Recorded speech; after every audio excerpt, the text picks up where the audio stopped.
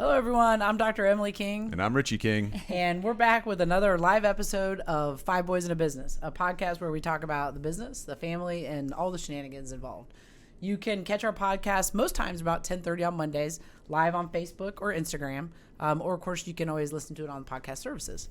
So before we get started, I got to mention, though, the asvcmerch.com, the merch store, where you can find long sleeve T-shirts, our hats, and we just added onesies for the non-fur babies. So we've got you covered from head to toe. There you go. Which I love these onesies. I need people. So anyway, but yes, Calling on they're adorable. Newborns. So check those out. And we've got some special guests today here. We have today with us Deanne Miller and Colleen Scariano from Soulcore. A little bit more about Deanne. Deanne was brought up Greek Orthodox. Deanne converted to Catholicism after her second child was born for the unity of her family. Praying while exercising has always been a lifelong sustaining factor in her discipline to honor the gift of our bodies and grow deeper spiritually. Through the power of the Holy Spirit, Soulcore has had a profound effect in helping Deanne cultivate a deeper devotion to the Blessed Mother and experience the transforming beauty of the Rosary. Deanne has a passion for travel, fitness, food, and faith-filled adventures. And she is grateful for the cornerstones of her upbringing in faith, gratitude, acceptance, love, and laughter, lots and lots of laughter, and feels very fortunate to be surrounded by family and friends who have a true zest for life and inspire her daily. A bit more about Colleen. She grew up in a lively Irish Catholic family where faith was the cornerstone. She is also a student studying theology through the Ecclesial Lay Ministry Program. While athletics have been a part of her life since she was young through Soulcore and a combination of the Rosary and physical exercise, she finally found the path she needed to strengthen both her body and soul. Now she feels called to share it with everyone. She's passionate about her faith, family, friends, food, and travel, and loves to laugh. Above all, she's striving to be a witness of love to those God puts in her path, and she is thankful for God's forgiveness and grace. Welcome, Deanne and Colleen from Soulcore. Well, Yes, thank you so thank you much for having us here. Yes. I've already had so much fun with you this morning. I know. Right. Deanne, I know because you're a client here at the clinic. Yes. And you had brought in your new puppy, and we were visiting in a room, and I don't know how we got started on the topic, but I don't remember. I don't remember how we got started. But then my brain, we were leaving the country. The actually. country. Yeah, Yes, that's how it got started. And That's I had right, a new 'cause you were puppy, telling and me I'm about, like, what are we this going doesn't to really do? go. This does not go together. Not the Yeah, best exactly. choice right there. So I right? begged you to take Stanley home. No. Yes, yeah, right. And so when I was listening to your story in the exam room, I was like, oh, these guys got to come on the podcast. I think that and then I knew people from Our Lady of Grace where the kids go to school. Yeah. And then Terry Russell and some other people have talked about Soulcore. And so I was like, oh, we got to get this out there, and get other people to know about it, or people maybe that don't know about it to know about it. So Well, thank you so much for being so excited about it Yeah. and willing to share it with others. yes, absolutely. I know. Who knew a vet appointment turns Yeah, into yeah. a I know, right? Exactly. Right. Exactly. Yeah, not the typical. It's full service here. Yeah, the full service. Exactly. So tell us a little bit give us some background as to how it started. How did you guys come up with the concept and all of that? Well, you know what? We always like to share that Soulcore was truly an inspiration from the Holy Spirit. That really came after some tragedy, some personal tragedy, in my own life. And for me, really, what the combination of the Rosary and physical exercise together became really an avenue of an instrument of healing and peace. After really, my mom and my dad and my brother all died in a short period of time in 2 months together. So it was a really deep time of kind of suffering, and it was an opportunity to grow deeper in my faith at that time and just kind of turn to God to really help me through that time. And then the Rosary, it wasn't Soulcore at that time. It was just the Rosary, and I started running and doing and that combination. What I found was it was so healing both in body, mind, and soul. And grief takes a definite physical toll on your body. And I also struggled to stay with any kind of workout regimen. So when I combined the spiritual element, praying the Rosary while I ran, that combination really kept me drawn in, and also got me through the runs too. Sometimes when I wanted to give up, I was more focused on the prayer, and I really kind of would forget about the physical. And so that combination for me just was really powerful. And so I do also a lower back issue. And so my friend had said, you really need to add some core strengthening into your regimen. And I thought, who has time for that? As a busy mom, I was loving the 2-for-1, the run and the rosary. So I started looking into that to see if there was anything out there that combined core strengthening and the prayers of the rosary. And I didn't find anything like that out there. And it sort of just came in a flood, this inspiration for Soul Core, combining, core strengthening and the rosary. And a bunch of other ideas came with that. And so that's where I, kind of say it was just this massive inspiration, from the Holy Spirit. And then, and so I really, Deanne, who was a friend of mine, and was we'll see. Before we started, only has become a better friend through this process. But she was, she had already been a friend of mine, and had this really truly, as you described in the opening, a passion for fitness her whole life, and had a lot of knowledge too, which I was really lacking in that. And so we really just combined forces, and from there just slowly started, little by little, cultivating what has become Soul Core today. So so if somebody says, what is Soul Core? What's your answer? Well, we laugh about that. One of our first radio shows, that was the first question, and we looked at each other like, oh, God. You want to take it? You know what? It is a new movement that really, it incorporates prayer with functional movement. So, and really deeper meditation on the life of Christ, and really the virtues. We pull out the virtues of the rosary. So, people say, what's the fitness level? Well, there's not it's any fitness level, because it's prayer first. It's a spiritual fitness. And it really is a movement to cultivate interior peace and healing and that growth in virtue. And so we do invite you to different exercises through all the prayers, but it really is mostly prayer focused. So what does a session look like when you go, say, and you're going to do Soul Core, at a lesson, or, what does it look like? What does that experience look like? You want me to take that one? Well, so again, whoever's leading Soul Core invites the participants to honor their body always with all the exercises. But there are built-in times of rest, and then there's obviously built-in times of movement. Which is everyone's favorite part. Right, exactly. Right. We kind of want to imitate life. Effort, surrender. There's times in our lives that we're called to put in a lot of effort, and there's times to surrender and rest. But basically, we open with prayer. Obviously just a general prayer, and then through Our Fathers are always like a push-up series. That's the invitation.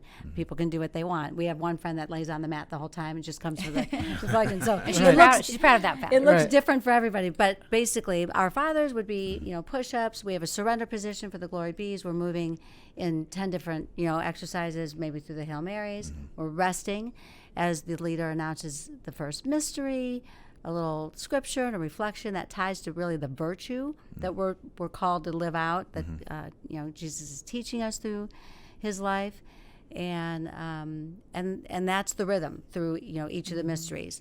So again, people can rest the entire time. They can make it more challenging, but and really a typical class would be a full body workout. So we're kind of each different mystery of the rosary, each decade we're kind of focusing on a different, kind of start off with maybe like a stretching, sort of opening the body up, and then maybe an arm series, maybe leg series, and then core strengthening. So it's kind of nice. It's really is a full body through a regular Soul Core class, really a full body workout, which is really great.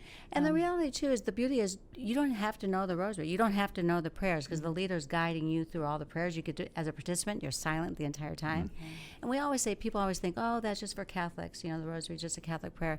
But the reality is it's for any Christian who wants to cultivate deeper peace and to grow in virtue. You're meditating on the life of Christ. So, of course, he's the Prince of Peace. So we know that that's, peaceful prayer. And then in pulling out those virtues in every mystery, we're taught different virtues, and we really focus on those. So it's not just for Catholics, and it's okay if you don't know the prayers. And I would add too that it's not. People always ask us the fitness level, but really you don't need a fitness level, because we can. The movements can be modified to suit any audience, and we have several options like they're out there. We have classes that are done from a chair workout. So for anyone that has maybe a physical impairment, or elderly who's have any kind of knee or hip issues, we have classes that are for women who are pregnant, pregnant, so safe movement for their stretching and opening. I like to lead the all stretch class, which is a little more low key and feels so good, especially for my back too. That's always a great thing for anyone that has a low back issue. And then we have classes where you can take it up a notch physically too, so it's a little more challenging. So it's planks and lunges. Yeah, all of the and movements can be basic adapted to whatever the participant's fitness level is. So that's why we really like to say, no, don't ever let fitness level. There is nothing required, and we wouldn't want that to keep anyone from experiencing it. Yeah, very cool. Yeah, I have always been in like fitness for ever. Gosh, since I can remember. What about you? What about you? I'm just kidding. I was just asking that rhetorical question. Curious? No, he actually we're working out together now all the time. 3 days Well, a I week. love that. That's awesome. That is such a great thing. I know we do everything together. Do you guys figure that out? You're like, do you ever like have any time away from each other? Yeah. So, and actually now we drug Harrison into the workouts. So Harrison, We're all working Thumbs out. up over there for yeah, we go Tuesdays, Fridays, Sunday mornings, early Sunday mornings, and workout is a form of, I don't know, it is almost a form of meditation. Yeah. And then when you add the prayer component on top of it, I can see where, like it could really focus people. Well, you know what, Emily, too, the reality is we're created body and soul, and so caring for both, and they're not meant to be separated, so the prayer and the exercise does afford that opportunity to integrate them as God desires, that we, nurture and care for our body and our soul. But also, it's hard to be distracted on other things like a to-do list or, I got to make that phone call, when you're physically moving your body and in prayer. Right. So there is a deeper intention into the prayer. And really what we say about Soulcore too, and many, obviously, exercise disciplines, but it's really a strengthening from the inside out. It's not this external, we're not doing it for vanity's sake, or it's really to be a fit instrument to do God's will. And you're strengthening, it's an interior strengthening, spiritually, physically.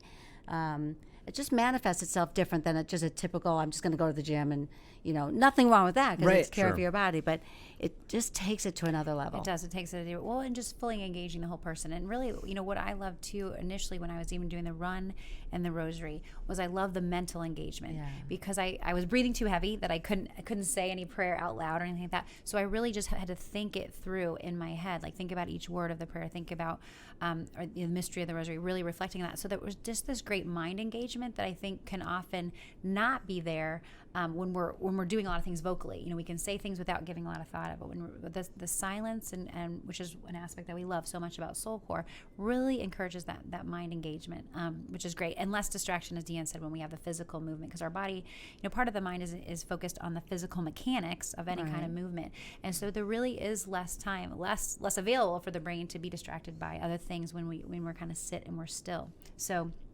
And we've been discovering more even really lately that movement really seals knowledge. And so as you're moving, whatever you're kind of focusing on or being intentional about, it's being even sealed to a greater degree. So if we're meditating on these virtues and these prayers, through the movement, that is being sealed even just more fully into who we are. Yeah, I think for sure distraction is a huge. Huge. I mean, like you sit down, like, or if you're praying at all, like, I mean, you just getting bombarded. Don't you feel like that? Like, just for like sure. constantly. For sure. Like it's crazy. It is. Like you have to, I don't know, do you ever feel that way where you're. Never. So focused all the time. I'm Just talking about laser Well, focus. but in the reality of it, really, we live in a culture and a time in history now where everything is instant information. We're constant, and really, noise. they there's statistics of that the average attention span is slowly decreasing, and the statistics of what's happened in recent years with technology, it's decreased so much. People really don't have. I think literally someone do said not 7 have, seconds. Yeah, on average. they're is our reducing, and attention. so it is hard to be, for our attention to be captured, for sure. And so that movement really does. That there really is makes a help difference. with that. Yeah, I can and see we where that always say that Soulcore we're kind of copycats because really that wisdom was always has been built into the liturgy of a Catholic Mass. And there's a lot of times people will kind of joke about that. That's true, though. They movement do up and joke down. about that. Right. Yes. But really there's such wisdom in that. Not really for two reasons. Not only about sealing knowledge knowledge of what's being shared, but also that the body represents what's happening like interiorly with us spiritually and the divine. So like then when we're sitting during the liturgy of the word, we're in the posture of listening and learning. And then when we're kneeling at the liturgy of the Eucharist, it's the posture of reverence and adoration. So our body is representing what really should be taking place on the inside. So there's such beauty in that. And we are just, we just kind of copycatted on that. Right. The we concept. always say God knew He couldn't give us like a brand new. Come up with something new. Here's the rosary.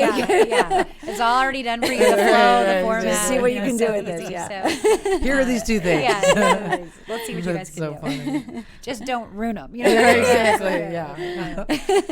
So it's really been an amazing, and personally we can certainly attest to that being a personal experience on our own, but so many of the participants and also the leaders have just shared over and over different testimonies, whether they've been in person, video, or through email or other text correspondence, just that same experience. It's a consistent experience for everyone, and so that's why we know the truth in that, and how Soulcore is really impacting people in that way. It's interesting you draw a distinction between the mind and the body, and how, to your point about attention span, being bombarded with tech and just distractions all the time.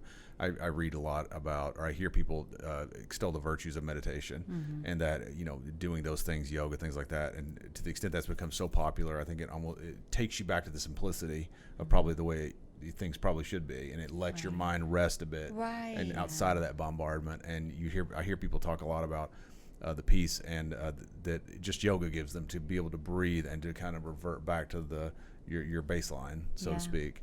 So well, and we find with Soulcore, and again, it's its own movement. It's just functional, basic lunge squats, that sort of thing. But in that movement, you're taken out of yourself. You're put into just a deeper presence of God, and that can only be fulfilling, right? When you're focused on God and just coming out of yourself. I think our culture can be very self-absorbed, and even thinking that we have to do things on our own. And I think with Soulcore and just the beauty, the built-in beauty of the Rosary, in that it lends itself to taking you out of self and focusing on what is God doing in and through us. like a broader. Yeah. And this silence, one of our favorite parts about Soulcore. Being a participant, you are able to remain silent the entire time, and there's such a beauty in that. And silence is so restorative in itself, And then of course when we're adding meditation and prayer and focusing on the life of Christ, even that is more restorative. There's a scripture verse that we really have come across in this journey, which neither of us had been aware of it before, but it talks about that scripture being health to one's whole body. So to even our body, not just, we can often think about scripture certainly nourishing our mind or nourishing our soul, but that it's actually healing to our bodies. And I think that was a revelation for me, that I didn't really understand that. And I think through Soulcore, I can see how that works. Like even just, that quiet time to reflect and listen to God's word, and how it is like your body is even restored through that, not just mind and soul, but also body. So kind of amazing, the integration, of everything. So where do you guys see, like you were getting ready to travel, so tell everybody a little bit about where you were going and kind of what that was about. Like when you guys went to Italy, right? Yeah, we just got back not long ago, and we collaborated with an immersion program called the Truth and Beauty Project, and it's his husband and wife started this, just an absolutely truthful and beautiful project, basically taking you into the culture of Rome and all the beauty, the sacred art, the history, the culture, the food, the wine, all of it, and really mostly just sacred art. And I called it like a living classroom. Each day we were, just different beautiful, whether it was basilicas or different places, and they just brought to life truly the Bible and everything. And we incorporated Soulcore. That was part of each day, as part of the the full day immersion, and just a spectacular experience. We were able to, obviously, we were participants of it, receiving so much, and then all being able to be instruments and also offer, through Soulcore, that part of it. So really amazing. I mean, if anyone ever has a chance, and John and Ashley are the couple that started the Truth and Beauty Project in Italy, and they do these week-long immersions, kind of throughout the year, and it used to be just for artists, but it's really just, for anybody who wants to just delve deeper. Just living, their whole idea, and really, with Soulcore and what we're launching, Soulcore Living, it's really living this just authentic, fully integrated Christian life in every aspect, mental, obviously spiritual, physical, relationships, nutrition, all that. And they really, they do a beautiful job, and they allowed us to collaborate with them in that. And it was amazing. And how many people go like on the trip, like usually? They keep their immersion weeks really small. They like to make it really intimate and personal. A lot of time there's a lot of conversation and a really incredible fellowship that sort of develops between the group along the week. So they like to keep it less than 10 people, I think is kind of their ideal sort of sweet Which spot. is So so it's just so great. great because it's also so nice as you're kind of, it's not a big tour group going through these different places. It's kind of small, intimate group. And that was really a nice part about it as well.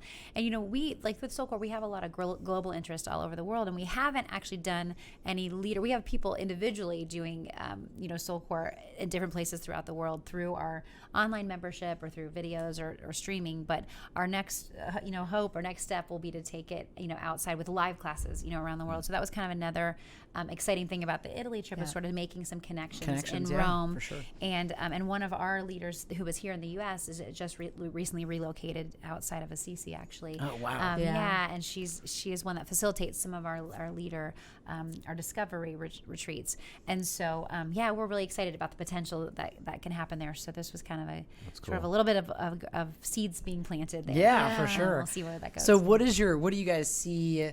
They always talk about, we were laughing about the vision boards, before the podcast and everything. Yeah. You always are, like one of the concepts is to see your future self, and hence the vision boards and whatnot. What do you guys see for the future of Soul Core? Like, what is it that when you look at Soul Core's future self, what are you hoping that Well, I would say I would kind of go back to that initial inspiration that came when I said it was sort of this huge flood. I did even though I didn't even know what Soul Core was at that time, but the concept of combining the Rosary with course ringing, I really saw it kind of all around the world. I saw people praying the Rosary, and I saw studios and apparel and videos and all these things, and slowly but surely all these Things these are little happening. things are Right. happening, and then kind of the launching globally, like throughout the United States. I think now we're up to a little over 140 leaders is that the current numbers, and we're in just over 30 states. I mean, the numbers are always changing, because we're Right. growing. Right. So I think that's kind of where we're at, and so many exciting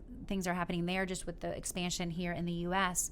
And then of course our online membership was a recent addition. Now so we can constantly be adding new content and videos for people who sign up. And that's for just that. a streaming, they can go Right. out and stream whatever. Yeah, so it's easy. and So do a Podcast class they whenever want. they want to so do a we class? do Right. see our the next phase is that kind of that global expansion and really taking it into other countries, and so that's kind of what we're gonna we're working here on in 2020 to with lots of little Objectives. yes objectives Yeah. kind of on that. Yeah. So we definitely do see that. So it's interesting how God has kind of gave us kind of that initial flood of vision, and at first we were like, that's a little overwhelming. But I remember when I shared the whole idea to Deanne, it just kind of came out in like a flood in her car, and Well, I it was like, started with a text. Do you have a quick minute? I want to run something Oh, by no. you. a quick minute. And then I she was had like, this. I was like, I have a logo and this and that. She's like, you have a logo for what? Like, what are you even talking about? So it's so interesting how God is so good and so faithful in that, and that we really did kind of take a leap of faith, not knowing what we were doing, and certainly not feeling equipped.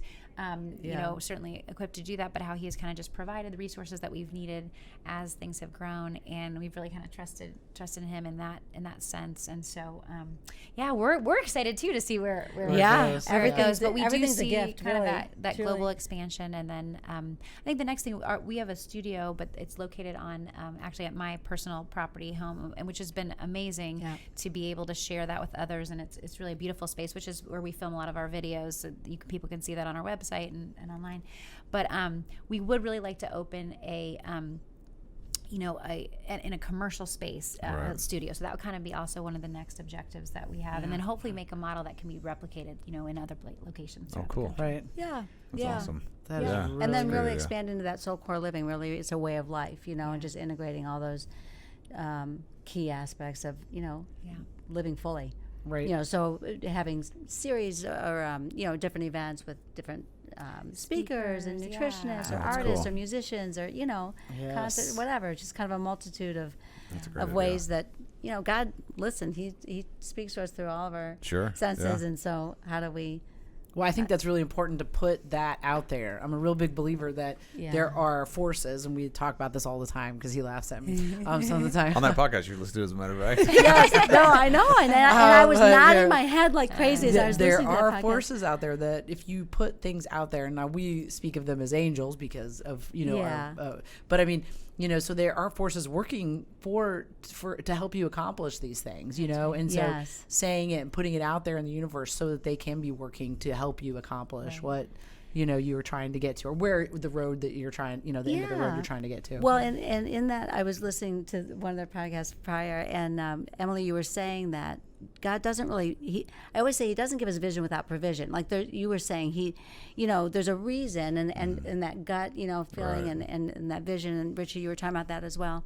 And Bob Goff is one of my favorite people. I don't know if you are familiar with Bob Goff. He's written several books. Oh, you guys would love him. He's actually an attorney, but he says he does that as his fundraising job, so he can do everything else.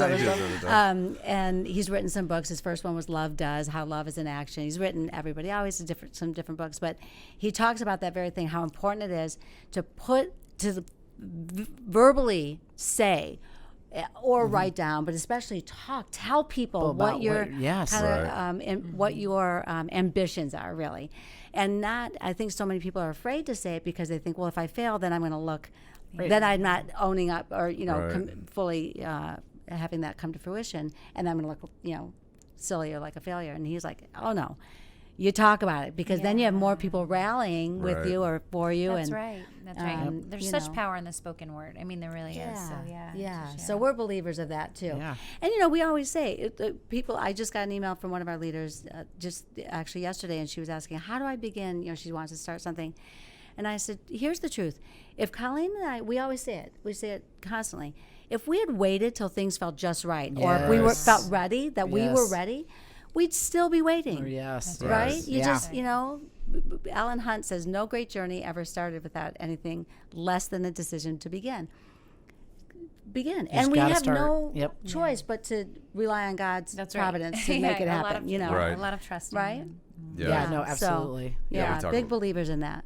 Yeah, we talk a lot about, things that happen in our lives. Like you just have to make the leap and then see what happens. That's right. It's baby steps. I mean, it's a steady progression. And if the leap ends up landing somewhere else, well, then that was okay. That's okay too, right? You took the leap, and And also, even if we're going to say in like the world's eyes that that's a failure. No, failures. I mean, that some of the greatest lessons we learn in life are from failures, from mistakes. Or that we learn a path is not the right one for us. But we would never know that we need to be redirected unless we took that that opportunity. I always tell my kids that. That just because you go down a path and you realize it's not wrong for you. No, that was still useful. Still useful. Right. Yes, useful in exactly. your journey. It's not. Well, right. We talk about missing.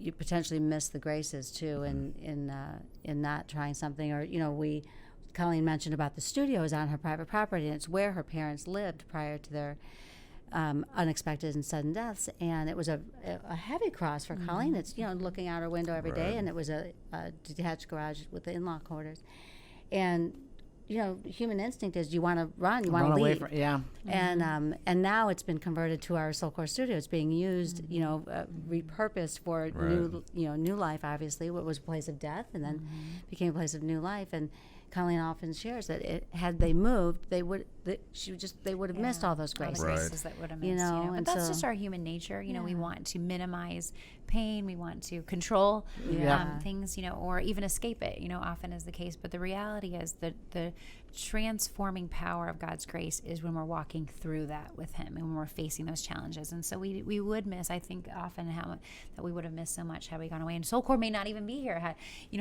it not been, had we decided to move away from that space. So it's just so interesting, God's journey. We never know, where things are leading. And so kind of when you're in that waiting stage or more that limbo stage, that can be kind of difficult. But then it's like, sooner or later, God, we're given a direction, and then it's like, I think we kind of get that zeal, we got. But even like with this podcast, you had the idea, and you could have just sat on the idea and been like, yeah, that'd be great one day. Right. But you went for it, and how fruitful, how fantastic. Yeah, it is, because you can overthink. Thinking, I think is sometimes can be your worst. Your worst enemy. You just think, and worry, and it will. Yeah, it's to your detriment. I mean, I think there's, like one of the books I'm reading with the doctors is Mel Robbins. It's called the 5-second rule.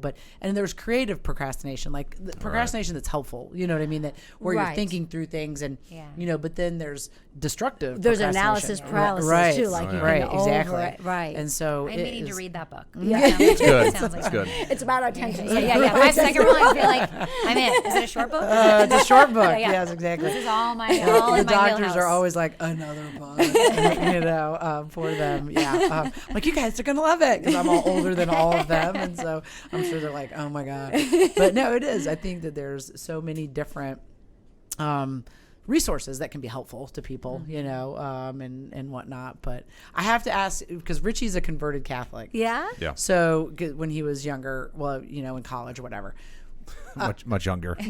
So many years ago. So, and one of the things that was pointed out to me, and so I want your guys' opinion. You were raised Catholic? I was raised Catholic. Yeah, me too. Okay. So I'm still not the best knowledge. I feel like my Holden, who's in Garen right now, knows, and probably Harrison, way more about Catholicism than I do. I think you guys who learn about it when they're older, not you, because you're very knowledgeable. No. But like your average Joe, like I don't feel like, anyway, side note. Okay. So it was brought to my attention that we're the only, and of course, once I thought about it, it was true, but like we pray to saints.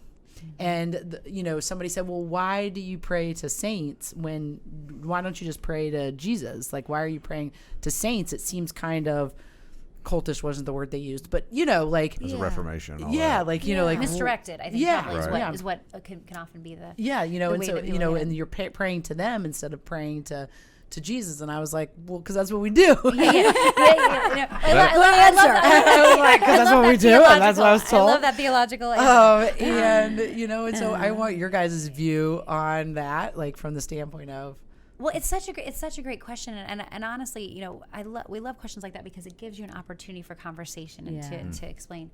But what we always share about the saints is that because we're really praying using them as an instrument to praying through them to Jesus. So really, the prayer is ultimately directed to Jesus, but using their intercession. And what's so cool is that the saints were living people that face the same challenges that we face here on earth. And what's so cool is the multitude of saints that are out there and the different journeys that they had and the different strengths, the different personalities. And same thing, you had people who were maybe totally going the opposite way, living such a pagan, such a hedonistic life, and then have these radical conversions and become some of the greatest saints. Or you have people that were kind of pious, from the time they were little. I mean, so many different paths. So I feel like there's a saint for everyone that you could find that you could relate to, and I think that's important. But also that because Jesus and even Our Lady, who was kept from sin, the saints were our regular people. They were just like us, and so there's people that we can really relate to in the journey, face the same challenges, the same temptations, the same sins, and yet because of the relationship with Christ, we're able to overcome those. So it's someone we can really relate to. I think that's where the saints bring it down to such a human level, and we're amazing witnesses of the virtues, which of course for us that's kind of a huge really core of Soul Core, is that we focus on the virtues and how that's really what connects us to Christ's life. He exemplified those in his life and lived them out, and that's what we really need to live out in our life. And it's challenging, so growth in virtue is such a huge thing that we're striving for, and we hope that Soul Core can be an instrument in helping people grow in virtue. But that's what, so we always say it's really the prayer is ultimately directed to Christ, but through the saints, through their intercession. Now, particularly through the Rosary, or Our Lady, of course, which is our apostolate with the Rosary.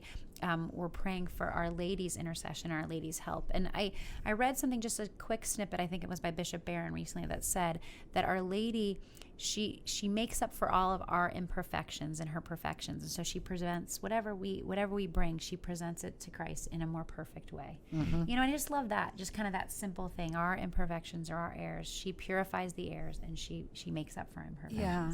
And just adding to what Colleen was saying, that, these saints walked this earth. We can relate so much to so many of them, and it's like me asking you, Emily, hey, will you pray for me? I've got this coming on, something for our kids. That's whatever. how I always thought of it. So it's really just incorporating, asking their prayers to intercede, on our behalf, and to Colleen's point, bring those petitions more perfectly, especially the Blessed Mother, but any of the saints, just bring those to Christ.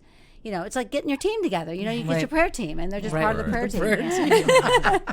Yes, exactly. And people that really true. understand the challenges of our human life and trying to live out, especially trying to live out a Christian, Catholic life, which is challenging in today's culture for sure. And it was challenging back in their times. Yeah. too. Right. Any time in history, it's been challenging. Right. So, but that's a great question, I think, and that's something that people, especially non-Catholics, are always usually very curious about. What is it with all the saints? Yeah, what is it? Yeah, exactly. Yeah, that's the way that I've always thought. They were conduits, kind of. You go through them, and then because I come from a very a Protestant offshoot upbringing, so a lot of that was very different.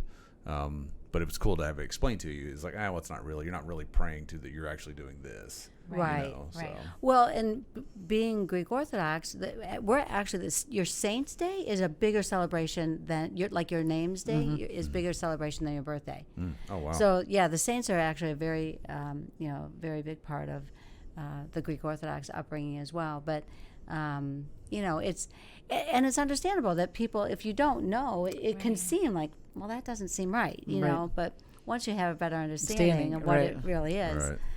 So now you want them on your team, right? You want them on your team, right? So then, when you were married, then your husband was Catholic, Yeah. and so you converted. So was there a conversation about him converting to becoming Greek Orthodox? Yeah. Well, we joke because we got married in the Catholic Church, and then I was baptizing one of my nephews in the Greek Church, and we had to be married in the Greek Church for me to be his godmother. Okay. So we got married in the Greek Church too, and then we renewed our vows in Italy a few years ago. So I was like, Mike, man, 3 times, buddy, you got it. You're stuck. It's going to be Right. pretty tough for you. No, you know what? It was interesting. It was just kind of a natural progression that we knew we wanted to raise our children in one faith. Quite honestly, getting to Catholic masses was easier than the Greek services, and just in terms of location of churches and offerings. And they're so similar. The two faiths are so similar, and I give so much credit to my parents who, that could have been a hardship for them. If your children are leaving the faith of what they've been brought up in, and they were so supportive. They just wanted us to have unity. Right. Sure. And they really encouraged that, and it was so beautiful. And I really did see it more as an opportunity for me to have a deeper relationship with Jesus through Catholicism, drawing closer to him through the Catholic teachings. Mike's a cradle Catholic, but to your point, Emily, he would say he doesn't really know much. He wasn't catechized very well. Right. And I think that's a common. I think it's a common complaint, probably. Yeah, but it just seemed like there wasn't like a hard thought. It just seemed like the natural best thing to do. Right. Yeah, it was really simple. I don't know with you, Richie. Well, it was really, talk about throwing things out in the universe. I had met Emily actually in May of '94, and then I started RCIA. I don't even think we were dating yet when I started RCIA classes. Oh, really? Yeah, it was totally. So I was actually converting to Catholicism before kind of we even knew each other. So it was. God was strange. getting you ready. He was Yeah. getting That's you right. ready for Exactly. So she showed up at my house and I had to check. He's like, check that. Check that. Excellent. That was a box you could check. That's good. And what no. preempted that for you? What was sort of the catalyst? Oh for boy, I think what the catalyst was. I was always searching for truth. Yeah. And I thought, that was probably the first Christian faith. And I thought, if anyone if there is a truth, that's the best chance. Yeah. So that was it. Yeah. So, Yeah. He was raised Jehovah's Witness. yeah. Okay. So there was a Yeah. lot anyway. of. That's why I said offshoot Protestant. You didn't want to throw that out there? Yeah, Come well. on. It's a good talking point. Yeah, His It's stories are fascinating, with that whole side of things. But Yeah, and I don't know much. Yeah.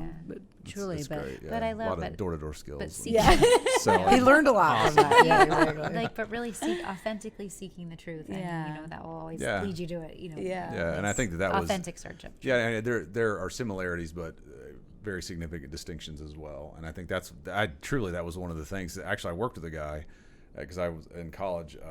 I worked at Sam's Club, and there was a guy there who was a Catholic, and I just started talking to him one day. And he said, "Oh, well, they have classes." I had no idea. I mean, a lot of the churches that I was familiar with, you just kind of showed up Sundays, "Hey, can I join?" And they baptize you, and you're done. But this was a much, and I was somewhat impressed. I mean, the process you have to go through to learn about it, and then make the conscious decision. Yes, I want to move forward with this. And that's what happened.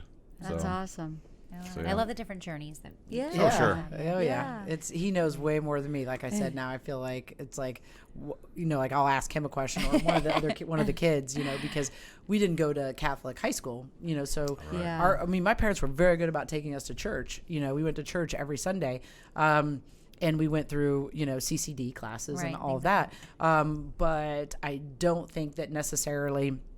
And my dad, and both my parents were raised Catholic. My dad, was in seminary school for 1 year, and his so he was sisters discerning. were nuns, Yeah. and Yeah. but it was interesting because there must have been some amount of preaching or living. Like, you know what I'm saying? Like throughout your Right. day there. Right. Whereas like in our household, yes, we went to church, everything. That's what was expected. There wasn't a whole lot of talk about religion. Beyond that. Yeah. Or having, faith-based, living kind of thing, and so, they themselves know a lot. My parents know a lot, Yeah. but it's interesting that as a conversation, I don't know if it was who knows, whether or not or just wasn't thought of, or maybe Yeah. they thought we were getting it all. Yeah. We do what we're supposed to do. And that's on us, that's on us. We they- weren't listening apparently as Right. well as we should have been, and But so. that's what I love actually about our faith. I would say I wasn't catechized very well, and no fault of anybody. It was, I mean, I'm a huge part of that factor. Sure, that's why I said- yeah, what I me was too. willing Yeah, to exactly. absorb and pay attention to, but that's what I love. It just we never are like, okay, God, I got it, I'm good. There's Right. always more to learn, and Right. it just keeps going deeper. And we would say that even with Soulcore and just with the rosary. I prayed the rosary because I thought I was supposed to, as a Catholic. I'm like, oh, I'll pray it, it's Right. but it didn't have the depth of meaning. Of course, over time now God has revealed, that to us in the transforming power. And that's what I love. We're constantly getting to thirst for more, and God's constantly feeding us more. That mystery. kind But of we that- have to take ownership of that. Right. We want to learn. We want to, we need to want to learn and keep having a better understanding. And the richness of the faith is just the richiness of the faith. Right. That's very Yeah, it's so funny because It's amazing. I think about you talk about learning and that thirst and that constant questioning for logic and that mystery that underlies so much of that. I think so much of that is missing in modern day society. Sometimes things are face value; they are what they are. Instead of saying there's a much more broader, deeper meaning to this that maybe we can't understand. Maybe we're not Right. designed to understand right now, Right. or maybe in our faith journey or our personal development path, we don't quite understand what's going on right now, but it's much broader and deeper. Right. That we'll understand at some point, or maybe we never will. We don't know. Well, you know. what? Like when we were just on this immersion in the Truth and Beauty Right. Immersion that we talked about, one of the priests that came and gave us a talk one day, one of the things he said, and this really stuck with me, was he said, you really have to want to put in the time to go deep. He said, Right. what's happening now in a lot in the cultures is we're lacking people that want to put the effort in to go deep, and all these kinds of things, in spiritual, because it does take work, to learn and to read and to educate yourself and have the questions, and follow that. And again, I think that goes back to that loss of attention span and that everything's instant. So we've kind of trained now, especially young people growing up with technology, people to everything come instant. There's not a lot of work that has to go into finding out information about Right. something. But the reality is, especially in a spiritual journey, it's to go deep, which is really what we're called to do, what God wants us to. Of course, with Scripture, He says, cast out into the deep, where the truths, the true truths that are really embedded within us to seek. We've kind of lost the art of going Right. deep, and I think that's so true. It's sad but true. There was a comedian who I listened to that had converted to Catholicism, and he said he was doing something with one of the priests there, Father Pete, I think is what he said, and he was talking to him one day about a theological question, and he said, the priest said, I don't know, let's try and figure it out together.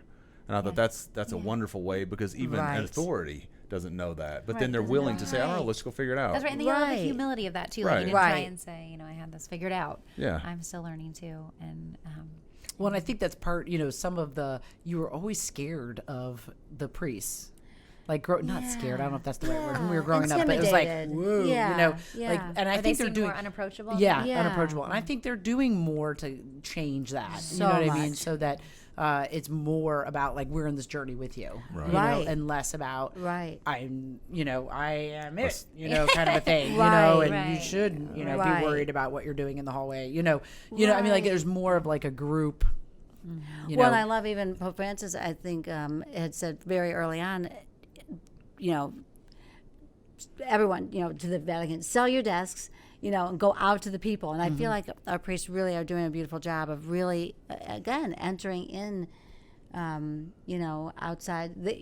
Again, they've got such a wealth of knowledge, of course, and living beautiful, faithful lives.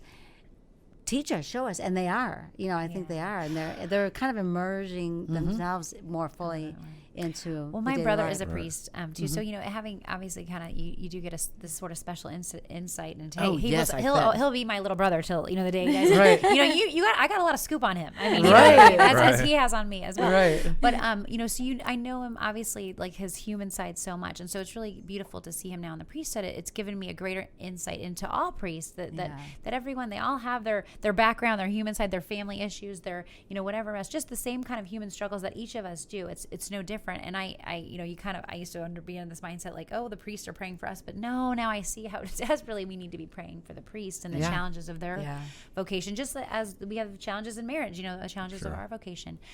So I think that's so beautiful, but it does give you that really, you know, familiarity kind of insight. And I do think especially so many outreach programs that particularly the Catholic Church has now, like Theology on Tap, all these different things, they try and bring it down to such a relatable, you know what I mean? And the priests are all involved in that to bring it down to relating to them and also relating to the faith, you know, into our lives. I do think they're breaking down barriers in that regard. Your dad, or Emily's dad, has told us before Mass when he was growing up, you'd show up, they'd say something in Latin, you take and everything, you're out of there. So that barrier, I mean, if you didn't speak Latin, you have no idea what they're saying. Right. Whereas now it's much more evangelical, and they're trying to help you understand. So institutionally, I think they're making a lot of great moves in that regard. I agree. I do too. But and it happens slowly over time. Right. Yeah. Right. But even our bishop had said from very early on stages with Soul Core, he said, you know, really this can be just a beautiful gateway for people who have the rosary, you know, the prayers of the rosary can be a beautiful gateway back, either people have left the church and, you know, kind of coming back in, or people who are new to the church,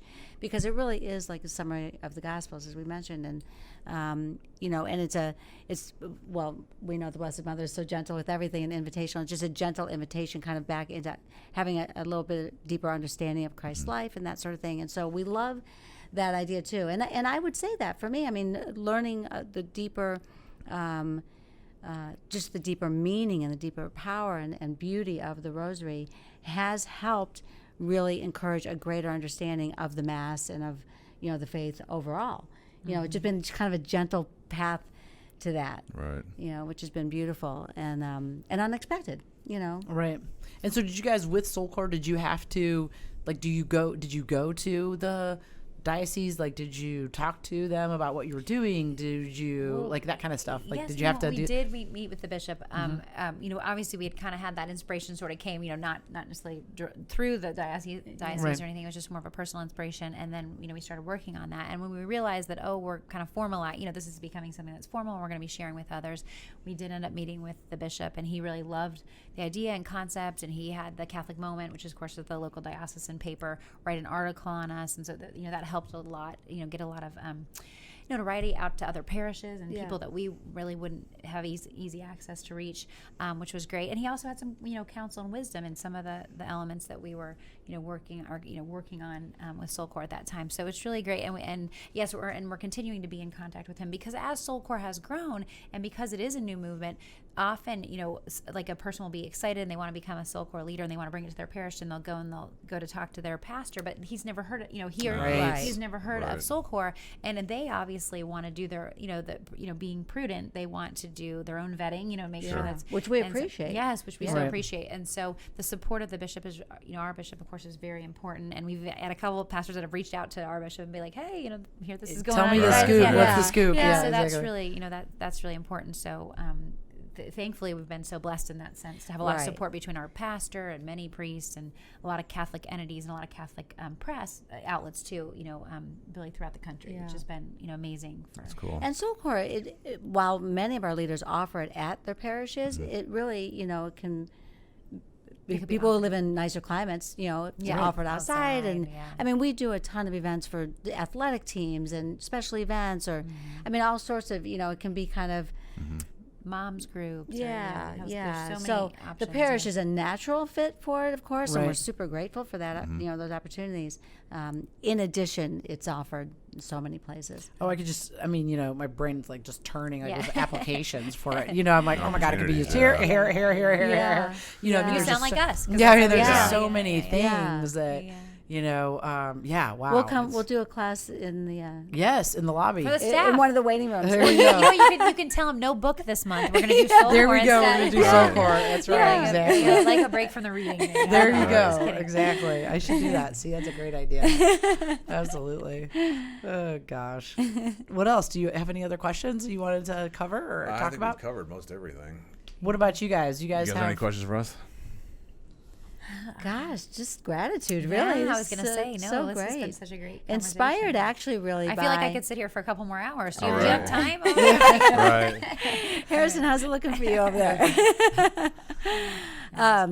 No, I would say truly just, again, thank you for having us, but also just inspired by each of your willingness. Like, I love what you said earlier. We do everything together. And Yeah. I think that's not a common thread, I would say in this day and age necessarily Right. with. Yeah, we're really lucky because we work together, so Yeah. there's always a common goal. There's a common goal when we're working on the business. There's a common goal when we're working on our family. There's just there's it's continually and encouragement of each other. Yeah. So we've been really, really blessed to have that opportunity. Well, you've created that. And partners Yeah. in so many different ways, which I really love. Which and that they each require certain growth in certain areas. You know what I Sure. mean? Different areas. Like we're what good at area- staying in our lanes. Yeah, yeah. Well, That's is good. huge. That's actually- important. I'm still learning. Still struggling. Well, we did that whole Strength Finders, assessment where with Soulcore early on, we're trying to figure out what are our lanes. Each of us as things were expanding and Yeah. growing and bringing other people on and things, and we realized there's a few lanes we're missing. Right. Yeah. For sure. Well, yeah, it is. We're some of the same lanes, and then a couple that neither of us are in. That we- that you need someone to fill Right, that role. right, Yeah, absolutely. right. I think that happens though. I mean, we Any talked business about that. Yeah, I mean, I that- think yeah. you start with what we said earlier. I mean, you wear every hat, and then you start Right. just to figure out, okay, I'm only 20% on this hat. I need to outsource this, Right, or this is- otherwise. Right. And that brings strength to the organization It because then you have does. people Well, within it your core does. skill set that are great at that. And you're letting them do what Right. what They're passionate meant about to do. or meant to right. do. What they're meant to do. Right. And I'm then sure you can you have focus your found- strengths on where you really excel, Right. which that's really the concept with Strength Finders is that it's kind of identifying Right. your top 5 strengths. And what they're saying is that your capability of growing in those areas is exponential. But the reality is often we focus on what our weaknesses or our downfalls, and we try and we waste a lot of energy trying to improve. Oh it. yes, we do. there's That's a true. guy. And they actually Yes. say you can make a little bit of progress. And it doesn't mean we just don't address our weaknesses, Right. Right. but you cannot really make. They say really when we're going to be operating at our peak is when we're really growing exponentially in our strengths, and then making progress in the weaknesses. But bringing what happens? others A lot on of to- people are Right. zapping their energy by trying so hard to improve in these areas, and yet then it doesn't leave the energy to grow where they really have this incredible The potential to yeah. growth. Yeah. Right. So that was good. That was a great takeaway for me And from then- Strength Finders. Just Right. And then also just with this particular journey with Soulcore, every time there's been a need, a very identifiable need, there God sends that person into our path. Yeah. Sure. It's Every time. honestly I'm sure been you have found the same thing. really Oh my amazing. gosh, yes. Yeah. And we Ever always say, since- well, kind Yes. of like, of course, but we're always in awe. I mean, it's Yeah. just, it's It's amazing. yes, and that concept. I feel like I don't know. I learned it at a really young age. I had maybe 6th or 7th grade, and I was lucky enough to have people in my life that pointed that out. And so ever since then, I mean, I always feel like people are brought in and out of your life for particular Yeah. purposes or reasons, Yeah. or you to them to you kind of a Yes. thing, How and great to so have that insight at such a young age and kind of go along your life's journey, where I think a lot of people, that's a realization that comes a lot later Yes. in adulthood, but to kind of know that, because it also helps you in the difficult times too. absolutely, You know what I mean? it was Helps- it was Yeah. huge. Paramount. I'm sure. And then Yeah. also helps you kind of be grateful, at different times, different things that you kind of see that Yeah. we can often miss, just in our busyness and Right. and not being aware of those things. So it kind of is, Yeah, it was very. in hindsight, of course, a lot of times we can look back and say, oh, now I can see how I can those, see it, right. Right. But to Right. that's a special grace, I think, to kind of see it sometimes as those things are happening. I don't think that's as common. Right. Yeah. My sisters would always be like, "Why are you just go with the flow? Why are you?" And I'm like, "This is all supposed to be. This is just a part of the recipe. Like this is just it. You know. I mean, you know. And anyway, I find it fascinating that I really do believe that. You know, that people are brought in and out of your life for for reasons. A season maybe, or for, you know. I think sometimes you're the most in control when you let go. Oh, and I think when that's you beautifully said. Yes. Like to your point, people come in and out of your life. Some of those things you can't control. That's right. So I mean, and there was a guy once. It was a Stephen King book, and he said friends coming in and out of your life like waiters in a restaurant sometimes, and influences. I mean, a broader meaning would be influences coming out of your life. Influences. You know, like you'll work with somebody for a couple of years and you're best buds, and then you quit, and then you never really talk to them again because you know, I mean, but that still served a purpose. That's you know, right. to the extent that you know those people come in and out, and you just trust in divine providence that things were happening such they should. Then I mean, you let go. Then you're having on their life. You know what I mean? Right. No, even just small seeds that are planted, like one. You know, one. I read a quote that said the opposite of chaos is not control. The opposite of chaos is surrender. Right. Right. You know, to your point too, like of just the more we can let it go. Yeah, exactly. So just go. Just don't break anything. Well, there's such a freedom, really, in ultimately releasing control. Well, but it's such a hard thing and to it's do. the virtue of trust. It ultimately boils down to just living in that virtue of trust. And it's really a daily journey because there's always new things. You know what I mean? So it's not, even if you feel like, hey, I'm doing pretty well right now, but the next day you're yeah, exactly. Yeah, so you know that'll be a lifetime journey. Yeah. It gets to be, Well, it has been a joy having you guys on Absolutely. today and sharing your vision and your mission and everything with SoulCore and just talking in general. I'd like to give you guys each one of these little. We got. Oh my gosh, this is so sweet. Thank you so much. Absolutely sweet. Now, one of the questions we always ask everybody before we stop the podcast is, and I always mess it up, so Richie has to ask it. Oh, if you could speak to your 20-year-old self, you go back in time and speak to your 20-year-old self, what would you tell them? I have goosebumps because, wow, I've been thinking about that for a long time. Well, Colleen's just 21, so it's hard. It's hard for her to go back. It's only 12 months. Really fresh. Really fresh. What a great question. What a great question. You know, I mean, I would say, just kind of piggybacking a little bit on what our previous conversation led into, is that I think when you're that young and you don't have a lot of life experience to speak through, I think when you face difficult things or challenges, it can really stop you in your tracks because you feel like this is it. You don't see how you can get through it, get over it, or how it can be used for good. And one of my mom's favorite scripture verse was Romans 8:28, which is all things work together for good for those who love the Lord. And it goes on a little bit further than that. But she really believed that. And I think that is so true. And now, I mean, looking back at where I am in life now, and I can look back and see different graces throughout life and how God used even really difficult, you know, even tragic times in my life, how he used it for good. But I think it's hard when you're on that younger side of things and you don't have that life experience to know I can get through this. God can even use this for good in my life. I think that would definitely be one element, is just to kind of reiterate that to myself, like, you know. But then the other thing too is that I really wish now, you know, and again, it's a journey where we are, but I wish now where I am spiritually and in my faith, I wish I could have been at that place and have experienced life from 20 on, or even earlier on, really with that strong faith and really releasing that control to God versus trying to control and make things happen.